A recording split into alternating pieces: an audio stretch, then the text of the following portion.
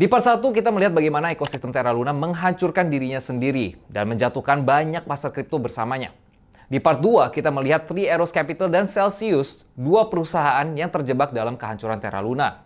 Dan kali ini di bagian ketiga, kita akan melihat bagaimana Terra Luna mencoba membangun kembali proyek mereka dan status proyeknya saat ini.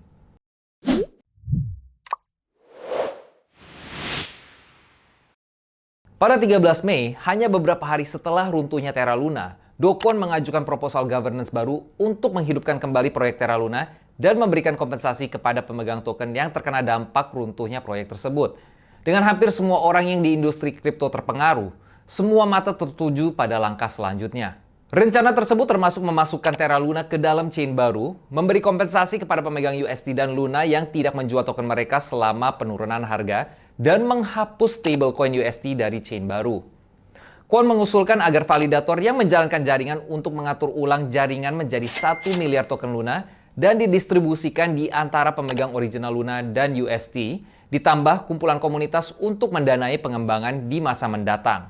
Proposal distribusi chain baru adalah 40% untuk pemegang Luna, 40% untuk pemegang USD, 10% untuk pemegang Luna sebelum runtuh, dan 10% untuk development pool.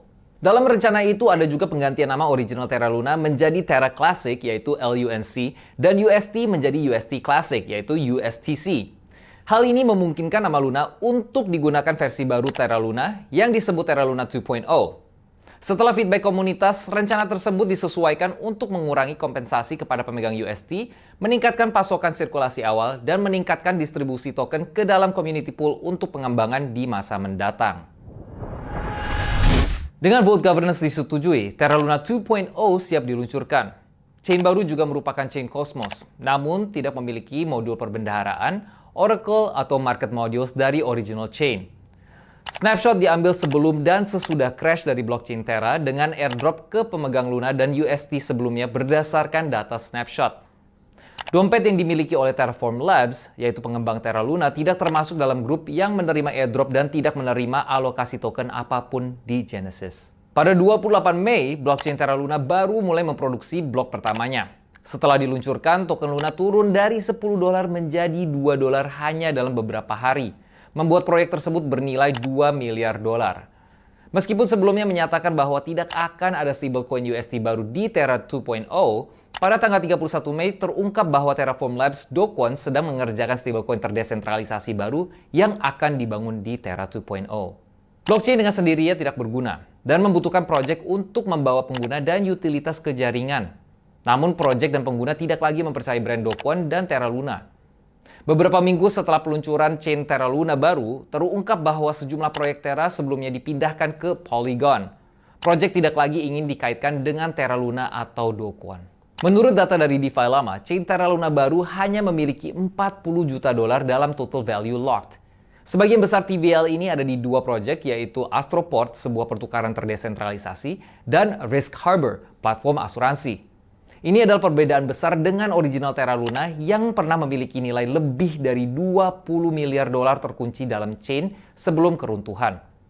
Hingga saat ini Terra 2.0 telah gagal mendapatkan kembali kesuksesan sebelumnya, dan hanya ada kemungkinan kecil hal ini akan berubah di masa mendatang. Setelah runtuhnya Terra Luna, ada banyak perhatian seputar Do Kwon dan Terraform Labs.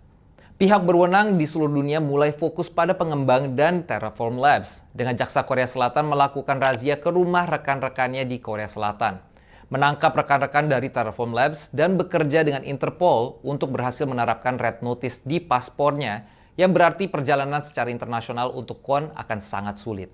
Dan beberapa minggu yang lalu pun gugatan class action terhadap Kwon diajukan di Singapura atas nama 350 investor internasional yang menuntut ganti rugi sejumlah $57 juta. Sampai saat ini Kwon belum mengambil tanggung jawab atas kejatuhan ekosistem Terra Luna dan bersembunyi, menolak untuk mengungkapkan lokasinya kepada siapapun secara terbuka. Kwon telah diuntungkan dari peluncuran ekosistem Terra Luna yang baru dengan catatan on-chain yang menunjukkan bahwa saat dia shilling token baru dia di Twitter, dia menjual Luna di Binance pada saat yang sama. Sementara versi baru Terra Luna sedang dibangun, sebuah komunitas mulai terbentuk di versi original Terra Luna, yang sekarang disebut Terra Luna Classic atau LUNC, dan stablecoin USTC.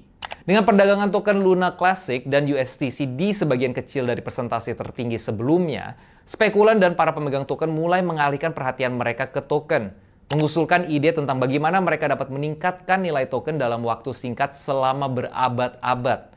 Dengan total pasokan hampir 7 triliun token Luna Classic, ada banyak token yang perlu dibakar.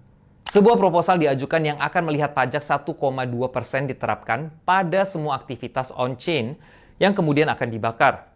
Idenya adalah, jika ada aktivitas on-chain yang cukup, token pada akhirnya akan deflasi dan menaikkan harga. Proposal itu lolos dan dilaksanakan pada 20 September. Selanjutnya, komunitas mulai mengkampanyekan pertukaran untuk menerapkan pajak pada semua aktivitas perdagangan dengan token. Setelah beberapa kampanye agresif, Binance bergabung dan menerapkan pajak 1,2% pada spot trading pada akhir September, menyebabkan harga token hampir berlipat ganda secara instan. Namun angka-angka mulai keluar yang akan menunjukkan betapa tidak bergunanya pembakaran token itu. Bahkan dengan pajak 1,2% yang diterapkan pada Luna Classic, akan memakan waktu hampir 15 tahun untuk mengurangi pasokan hingga 10 miliar token. Dan juga sudah semakin sedikit orang yang memperdagangkan token karena harga cenderung lebih rendah. Sama seperti Luna dan UST yang baru, Luna Classic dan USTC hanyut. Selain komunitas kecil yang masih memegang token itu, tidak mungkin ada proyek atau pengembang serius yang akan datang ke ekosistem tersebut. Sangat tidak mungkin bahwa Terra Luna 2.0 atau Terra Luna Classic yang original akan mengalami perkembangan yang serius di tahun-tahun mendatang. Proyek tidak ingin dikaitkan dengan Dokon atau Terraform Labs setelah kerusakan yang mereka lakukan pada ekosistem kripto. Pendukung terbesar mereka seperti Three Arrows Capital dan Jump Crypto, Defiance Capital, dan Hashed kehilangan miliaran dolar dalam kecelakaan itu dan kemungkinan tidak akan terus mengucurkan uang ke dalam proyek. Kejatuhan Terra Luna harus menjadi peringatan bagi investor tentang bahayanya stablecoin algoritmik dan mengikuti proyek dengan sistem ekonomi token yang tidak berkelanjutan. Terra Luna was too good to be true. Jadi ingat Cryptosias, berinvestasilah dengan cerdas. Selalu ingat untuk DYOR alias do your own research. Kalau begitu kita akhiri series Downfall of Luna ini di sini. Jangan lupa untuk like, comment, subscribe, dan kalau ada pertanyaan atau topik lain yang ingin dilihat, jangan lupa juga untuk ditulis di kolom komen. Saya Leo mengucapkan terima kasih dan sampai jumpa di video berikutnya.